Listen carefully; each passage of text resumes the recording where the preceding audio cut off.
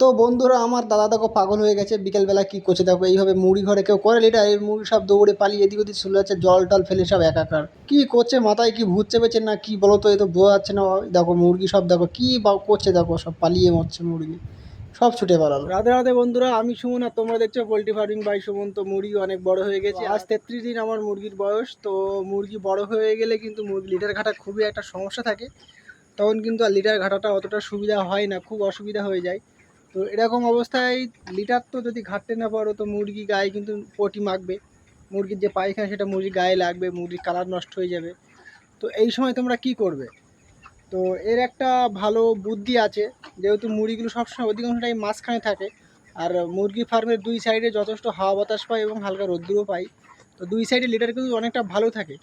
তো যখন দেখবে যে মুরগির বয়স বেশি হয়ে গেছে, তখন তো লিটারটা আর ঘাটা যায় না, আর ঘাটলে অ্যামোনিয়া গ্যাসটা প্রচণ্ড হারে উপরে উঠে আসে। তো সেক্ষেত্রে কিন্তু মুরগি আরও বেশি গ্যাস খাবে এবং এতে মুরগি নিজের খাওয়া ছেড়ে দেবে, ফিড ইনটেকটা অনেক কমে যাবে। তো এই সব বিভিন্ন রকম সমস্যা থাকবে, মুরগি লুজ ড্রপ করবে, ম্যাশ পায়খানা করবে। তো সেই সময় যদি মুরগি ঠিক রাখতে চাও, তাহলে কি করতে হবে? মুরগি এই যে লিটারগুলো আছে সাইডে, এই যে সাইডে, এই যে মানে জালির সাইডে যে লিটারগুলো আছে, এই লিটারগুলো কিন্তু অনেকটা ভালো থাকে। আর এই যে মাঝখানে যে লিটারগুলো, এই লিটারগুলো তুলনামূলক অনেকটা খারাপ থাকে।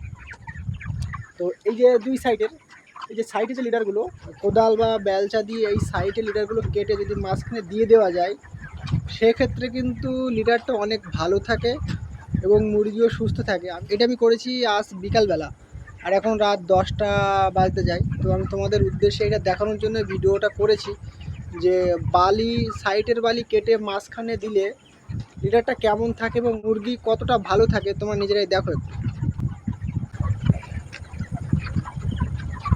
তো দেখো, আমার কিন্তু তোমরা দেখলে বুঝতে পারছো মুরগির পটিগুলো দেখো কত সুন্দর।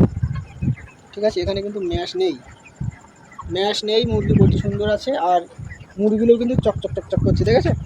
আর বালিটা দেখো, লিটারগুলো দেখো অনেকটা ঝুরঝুরে দেখা যাচ্ছে, ঠিক আছে। 33-34 দিনের বয়স, আমার সাইডের বালি দেখো কতটা শুকনো দেখা যাচ্ছে, বোঝাচ্ছে।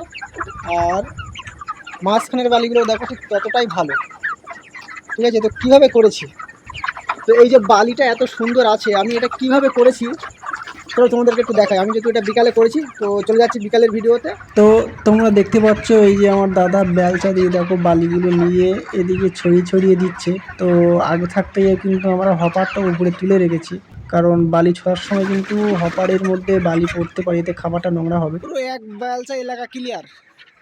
আর এইভাবে কিন্তু যদি বালি ছড়িয়ে দেওয়া হয়, তাহলে কিন্তু বালিটা আরও 5-7 দিন এভাবে কিন্তু লিটারটা রাখা যাবে এবং এতে মুরগি অনেক ভালো থাকবে।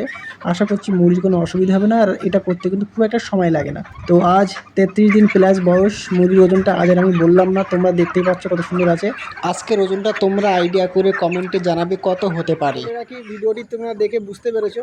আর যারা যারা নতুন এসছো, তারা কিন্তু অবশ্যই চ্যানেলটি সাবস্ক্রাইব করো। যারা নতুন ফার্মিং করবে ভাবছো বা ফার্মিং লাইনে এসছো, 2-1 লট চাষ করছো, বুঝতে পারছো না কীভাবে ম্যানেজমেন্ট করতে হবে, কখন কি করতে হবে, মেডিসিন এটা ওটা যাবতীয় কিন্তু আমার এই চ্যানেলে প্রতিনিয়ত আপডেট হচ্ছে। তো তোমরা অবশ্যই চ্যানেলটি সাবস্ক্রাইব করে পাশে থাকো, আশা করছি তোমরা অনেক কিছু জানতে পারবে। তো আজ এই অবধি, দেখা হচ্ছে নতুন কোনো ভিডিওতে, ততক্ষণ সবাই ভালো থেকো, সুস্থ থেকো। রাধে রাধে।